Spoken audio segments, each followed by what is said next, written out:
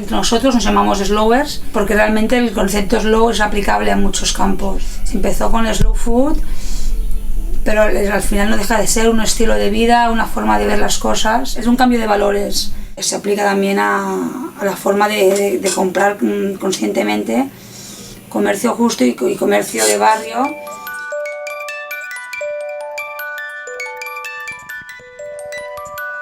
Batulun nació gracias a nuestra primera hija, Lea.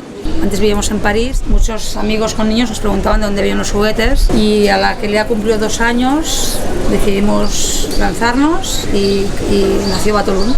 Batulun para nosotros realmente es como un tercer hijo, pero nosotros apostamos por este tipo de juegos, sobre todo aparte de lo que representa el juego, también por el que hay detrás, porque intentamos que sea hecho producción europea y una producción masiva y producto de calidad que aparte del juego aporte algo más. Yo personalmente, por mucho que me pidan mis hijas una Nintendo, por ejemplo, nunca se la compraré porque no me gusta y prefiero que jueguen otras cosas. La maternidad cambia muchas cosas de prioridades y pienso que la prioridad número 1 es poder disfrutar de tus hijos al máximo y compaginar vida laboral, familiar y trabajar junto con Fabián.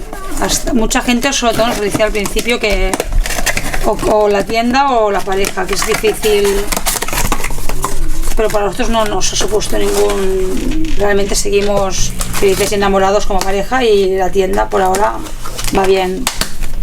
Y también hay días que no te apetece hablar tanto y otros días más, pero sí, Fabián lo lleva bastante en la piel.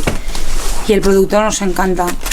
Esto lo empezamos a hacer con Fabián porque el logo es la luna con el barquito, Batulun, significa barco luna, clásico barquito de papel que encanta a la gente porque recuerda la infancia o gusta a todo el mundo.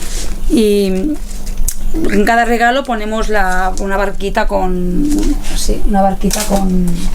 la pegatina. Una vez mi madre se animó a hacerlas y ahora las hace ella cada mañana, cada vez que viene con la maleta cargada de barquitas. Y nos hace mucha ilusión.